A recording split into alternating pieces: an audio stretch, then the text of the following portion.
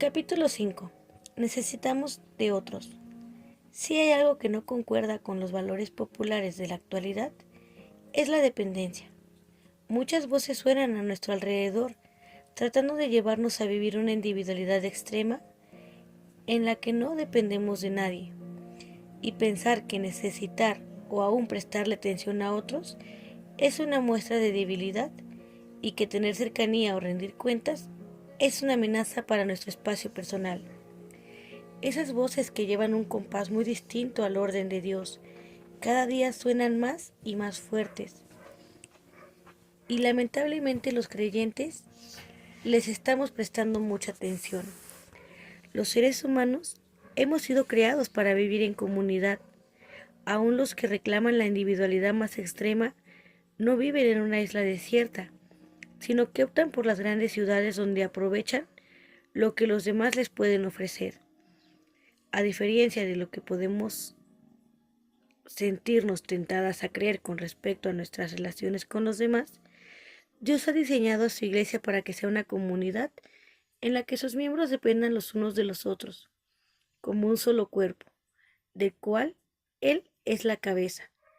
Este llamado a una vida en comunidad se hace aún más necesario en medio de las temporadas de desierto espiritual.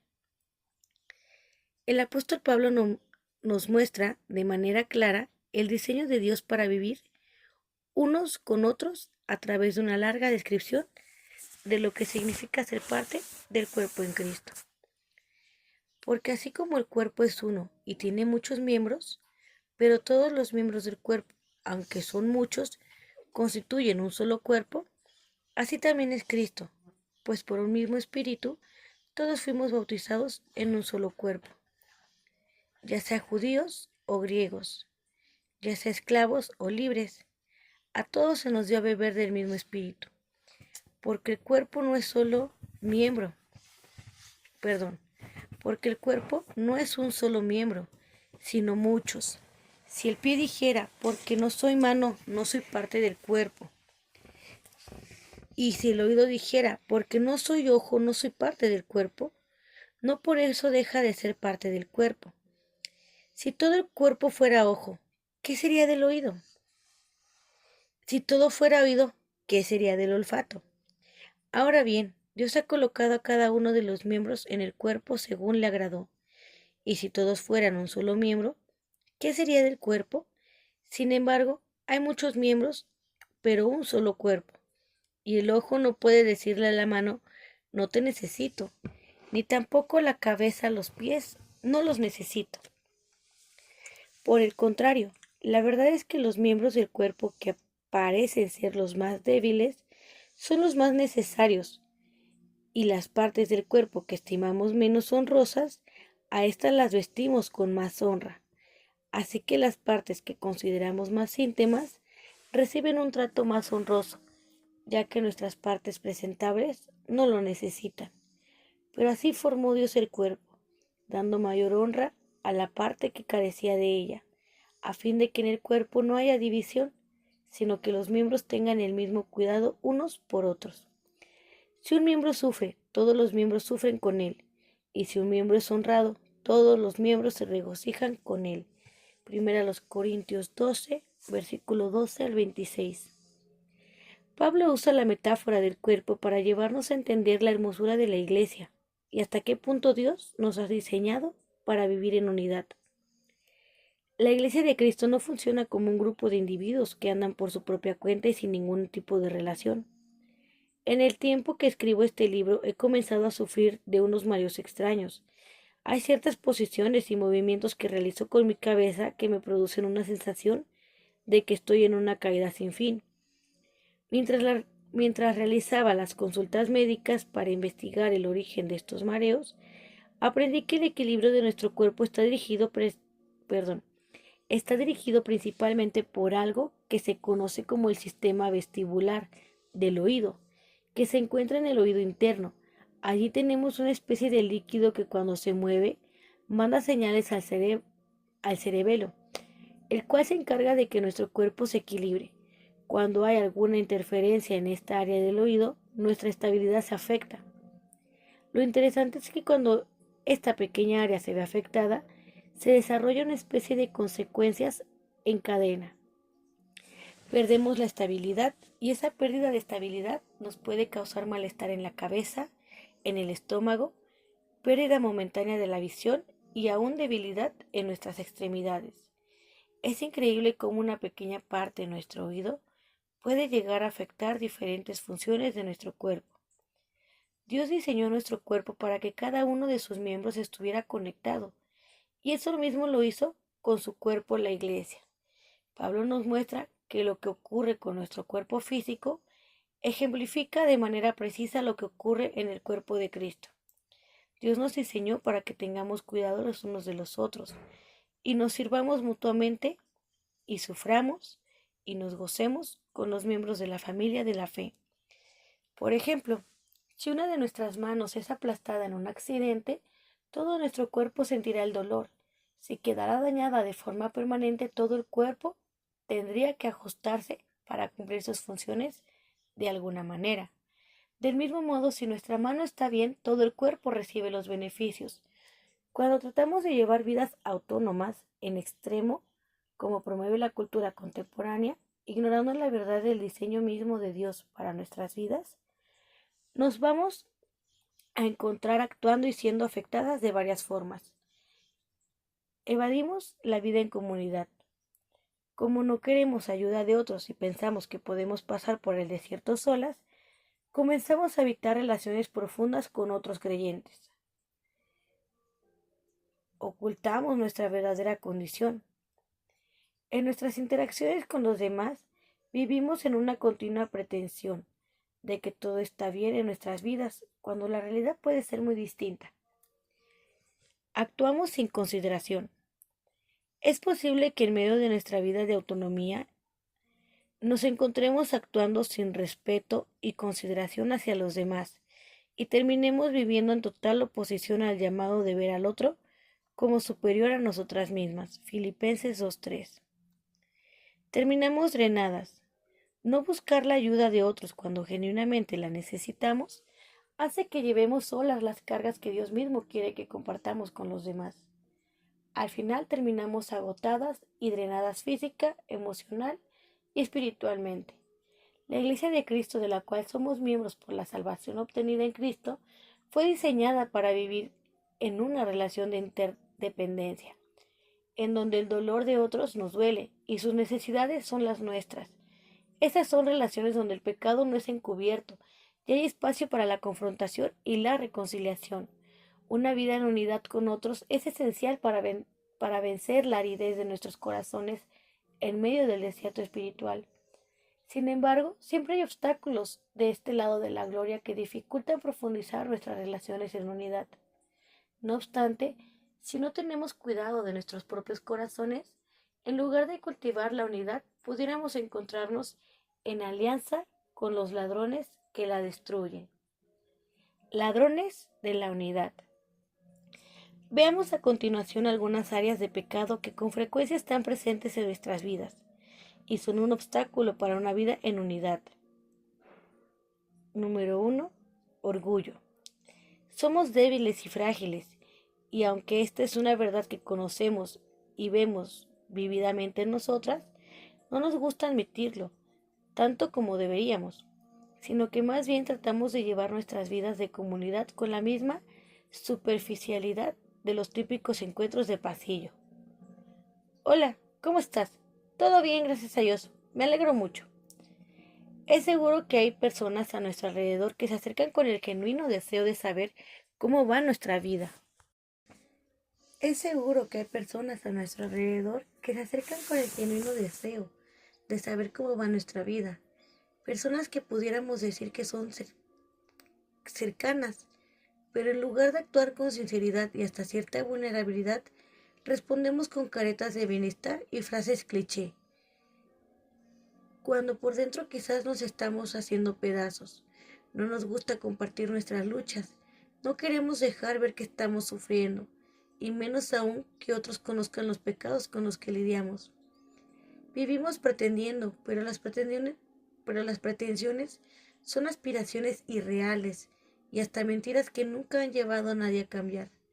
La Biblia nos llama a llevar las cargas los unos de los otros. Gálatas 6:2. Y para lograrlo se requiere que estemos atentos a las dificultades de los demás y aprendamos a compartir las nuestras. No hay manera de que otros puedan ayudarnos en nuestra debilidad si no estamos dispuestos a abrir nuestros corazones y pronunciar las palabras, necesito tu ayuda. Sin embargo, las cosas nunca son tan sencillas como parecen. Siempre hay algo más profundo detrás de cada decisión que tomamos y no queremos compartir nuestras luchas y debilidades. No es simplemente un deseo de no querer molestar a alguien porque tiene muchas cosas con las que lidiar, sino que es una revelación del orgullo de nuestro corazón, un ladrón de la unidad. El orgullo nos ciega a nuestra propia necesidad y nos lleva a pensar que tenemos todo lo que requiere para suplir nuestra debilidad.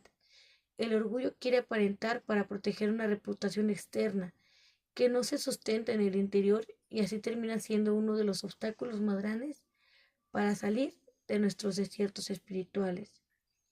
El autor Cecil Lewis dijo, el vicio esencial, el mayor mal de todos, es el orgullo.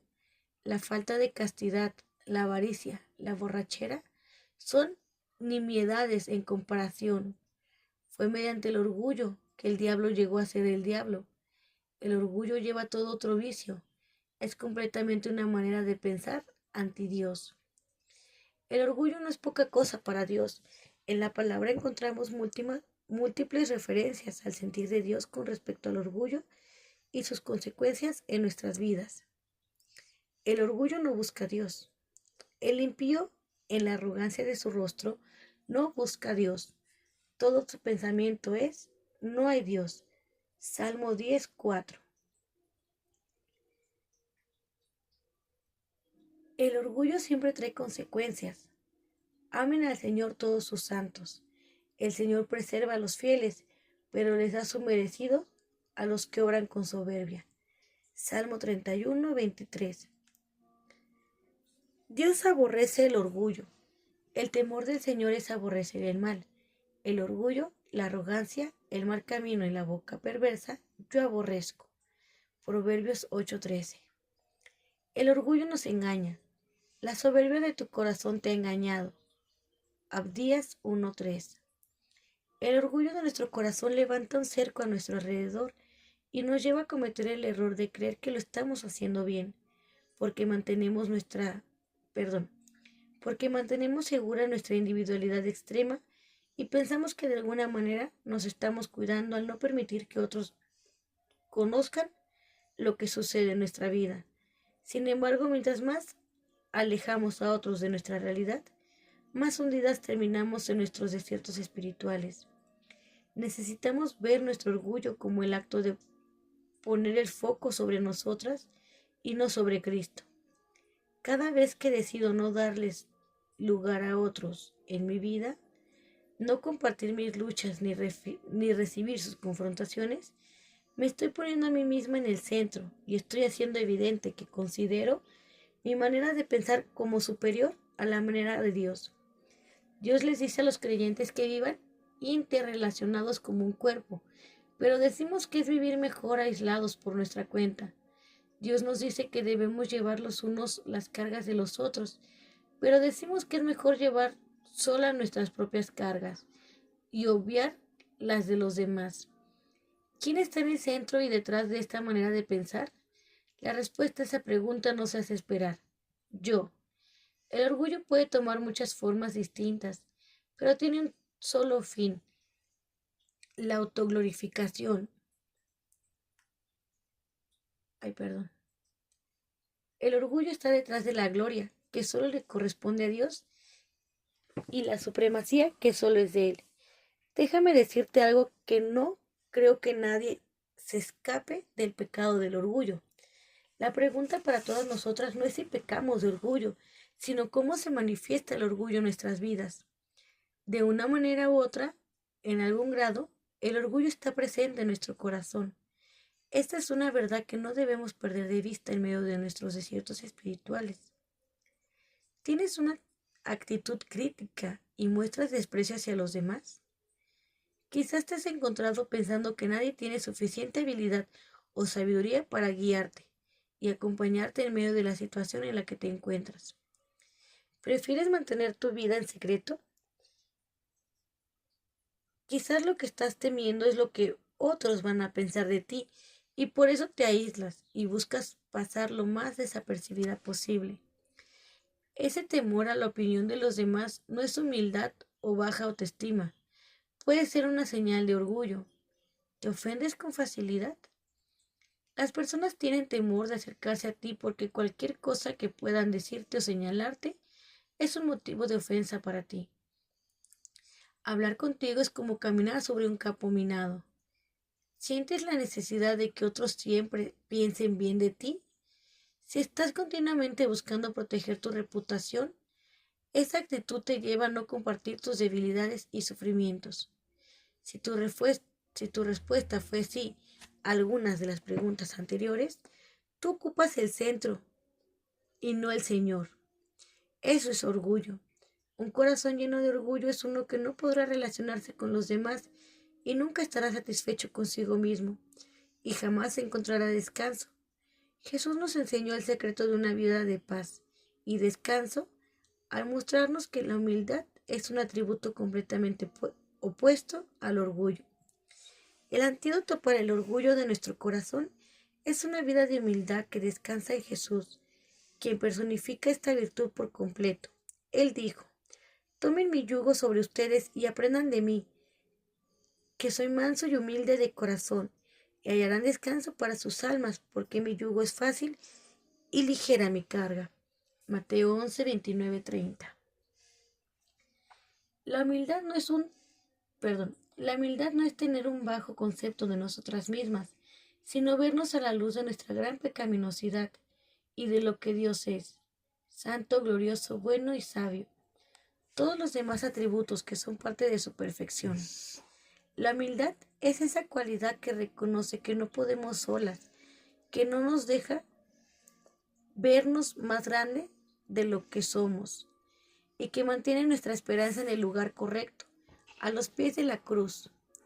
Apuntar a un corazón humilde requiere que nos reconozcamos continuamente como grandes pecadoras en necesidad de un gran Salvador y que mantengamos nuestros ojos fijos en la cruz y no en nosotras mismas.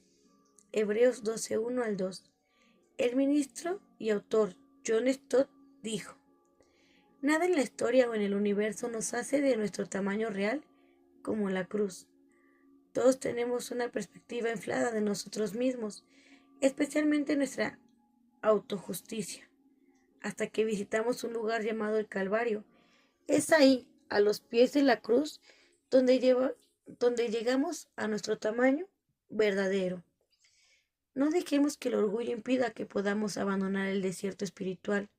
Reconozcamos el orgullo de nuestro corazón a los pies de la cruz y aprendamos a vivir en total dependencia de Dios y en comunidad con los demás. Temor en el lugar equivocado.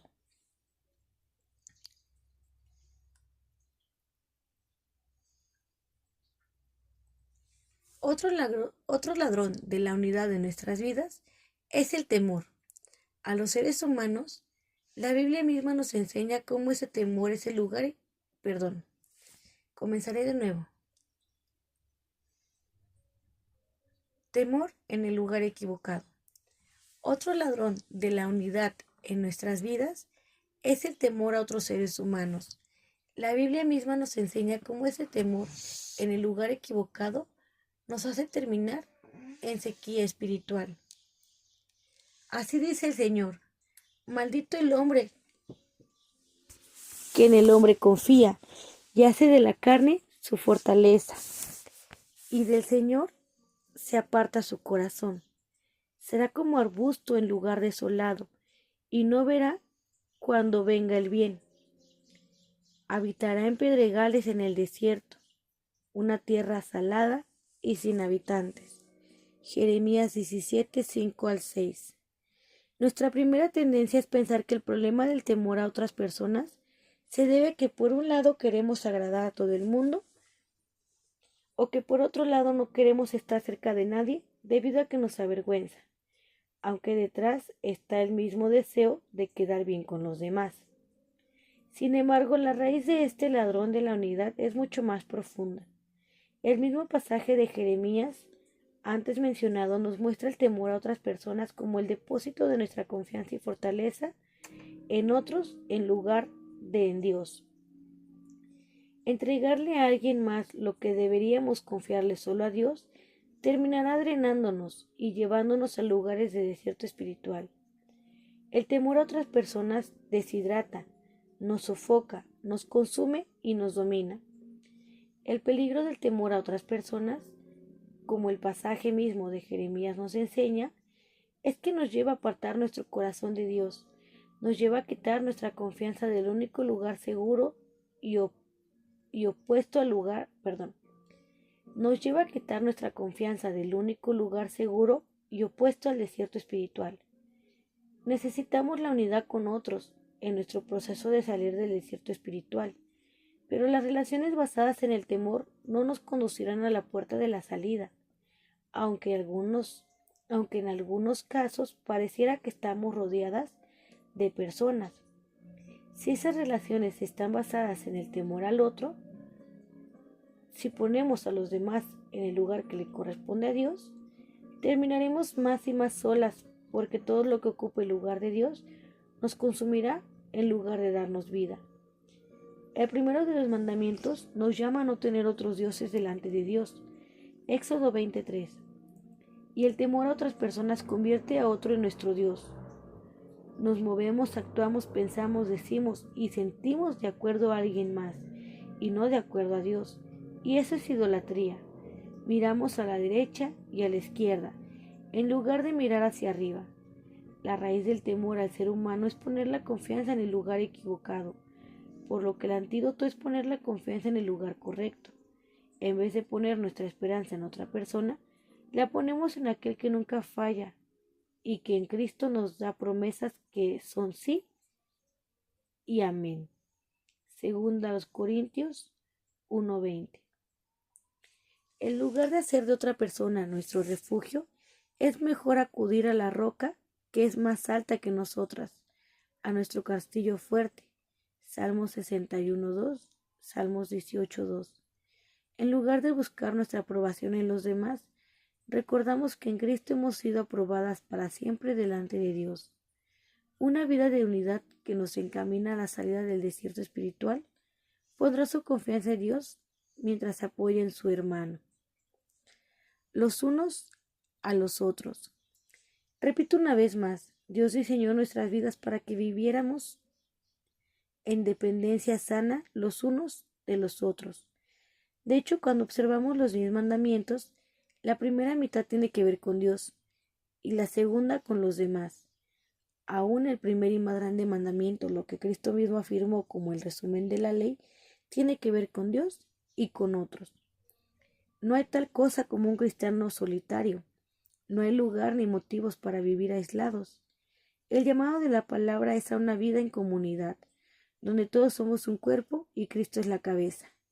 Esta es una vida de los unos con los otros. Se trata de un cuerpo que se duele y se goza con los demás miembros. Los unos con los otros es algo que podemos cultivar y necesitamos ser intencionales en lo que respecta a hacerlo. Porque como ya hemos visto, en medio de nuestro pecado nuestra tendencia es a aislarnos de los demás o a cultivar relaciones basadas en el temor. Cultivar una vida como un cuerpo requerirá que prestemos atención a lo siguiente. Llama al pecado por su nombre. Si en medio de tu desierto espiritual te has dado cuenta de que el orgullo de tu corazón te ha llevado a mantener a los demás lejos de ti, o que el temor a otros te ha movido a poner tu confianza en el lugar equivocado, reconócelo como pecado y llévalo delante de la cruz. Dios ofrece su gracia, perdón y limpieza a aquellos que reconocen sus pecados y se humillan delante de Él. Humíllense pues bajo la poderosa mano de Dios para que los exalte a su debido tiempo. Primera de Pedro 5:6. Ten personas que conozcan tus luchas, Parte de ser intencionales en lo que respecta a llevar vidas en comunidad es abrirles las puertas de nuestro corazón a personas confiables, a quienes les contemos nuestras luchas y debilidades, personas que conozcan nuestros pecados y a quienes podamos rendirles cuentas. No pienses que estoy sugiriendo que toda la iglesia debe saber todo sobre ti y que no hay lugar para la discreción. Sí hay lugar para la privacidad, la prudencia y la discreción, pero también debe haber una o varias personas con las que puedas desarrollar una relación de intimidad. Esa persona puede ser una amiga, y si estás casada, sin duda tu esposo debe ser la persona que más conozca de ti. En mi caso, mi esposo es esa persona principal, y también tengo una amiga cercana a la que le digo con frecuencia que tiene la libertad de hablar de cualquier área de mi vida en el momento en que lo crea necesario. ¿Hay alguien en tu vida a quien le has dado esta libertad?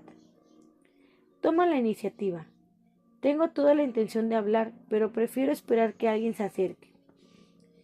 En la mayoría de los casos, si no nos mostramos exequibles, la otra persona no sabrá que puede acercarse.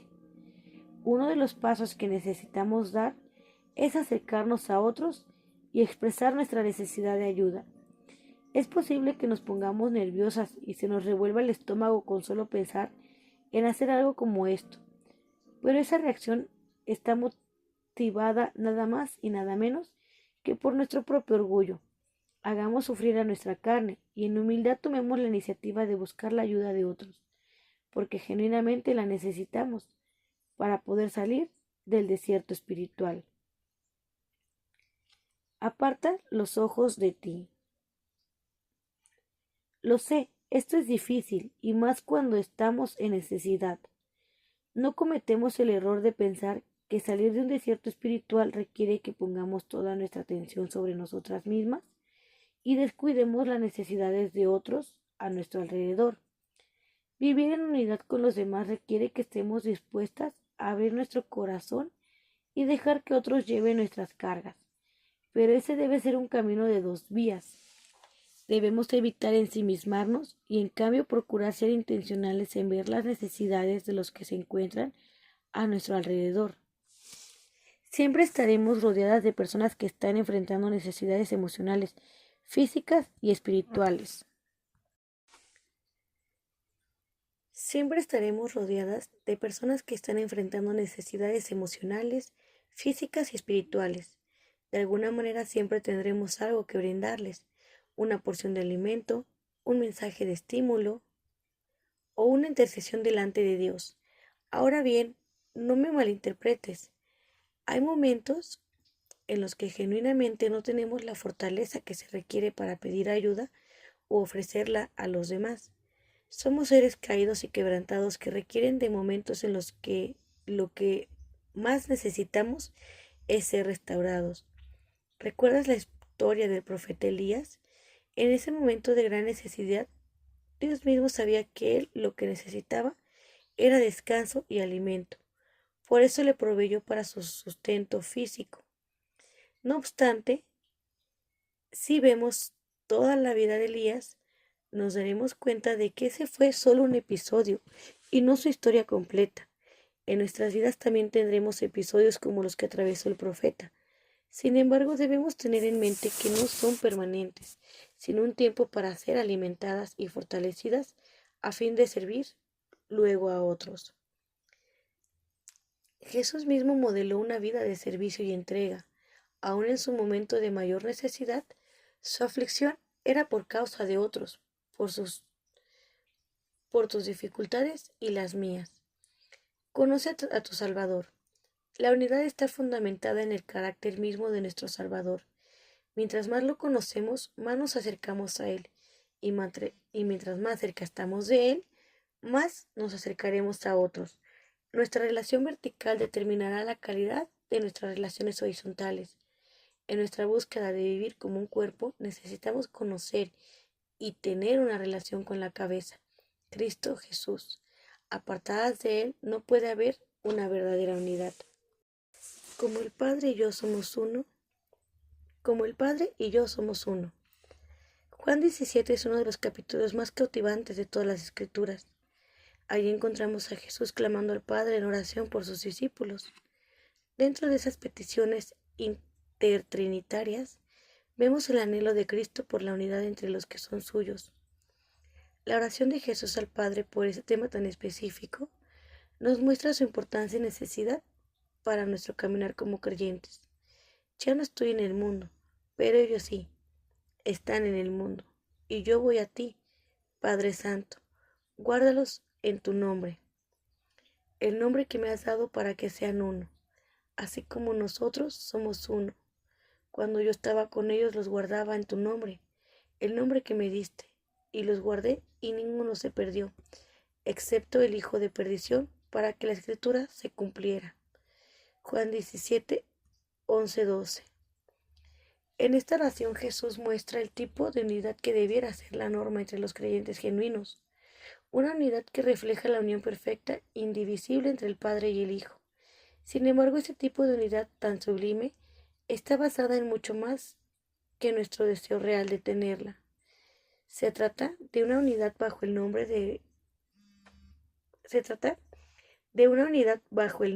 del Padre. Para la cultura judía, el nombre de alguien representaba la esencia, el carácter mismo de esa persona. Entonces, lo que quiso decir el Señor es que la posibilidad de la unidad reside en el carácter mismo de Dios. Él es el que puede lograrla. Jesús desarrolló el sentido de unidad de sus discípulos al mostrarles su propia vida y enseñarles el carácter del Padre. Mientras más entendían los discípulos el carácter de Dios, más experimentaban la unidad entre ellos.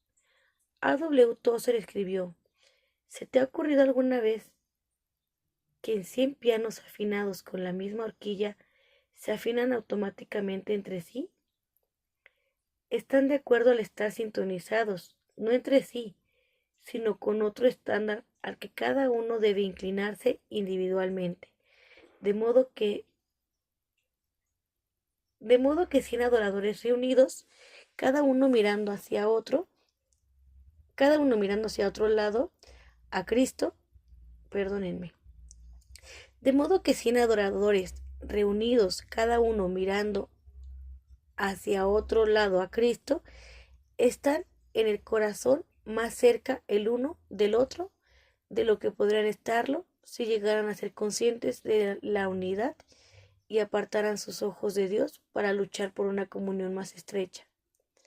La religión social se perfecciona cuando se purifica la religión privada. Mientras más conocemos a Cristo, más cerca estamos de Él, y esa cercanía con el Hijo nos llevará de manera natural a estar más cerca los unos de los otros. Mientras Cristo oraba por los suyos, el énfasis de su oración estaba en la paternidad de Dios. No es bajo el nombre de cualquiera que estamos llamados a la unidad, es bajo el nombre de aquel que es nuestro Padre. Apropiarnos de la paternidad de Dios y entenderla en nuestras vidas nos mueve a la unidad, esa unidad que está basada en el carácter de Dios y es afinada en nuestras vidas mientras buscamos crecer en el conocimiento de Cristo. El resultado de esta doble unión en nuestras vidas será gozo. Pero ahora voy a ti y hablo esto en el mundo para que tengan mi gozo completo en sí mismos. Juan 17:13. El gozo de una vida en unidad con otros, de una vida caracterizada por relaciones de amor, apoyo, solidaridad, confrontación y reconciliación, no es un gozo cualquiera. Por el contrario, se trata de un gozo sobrenatural que viene de Cristo mismo. En medio de nuestros desiertos espirituales, procuremos con una mayor intencionalidad en el poder de nuestro Dios cultivar vidas de cercanía, vidas que reflejen la unidad de Cristo y el Padre. Vivamos moviéndonos bajo la realidad de que somos un cuerpo y Cristo es la cabeza. Tengamos vidas que aprendan a sentir con los demás y se muevan bajo el mismo compás, Cristo Jesús. Fin del capítulo 5.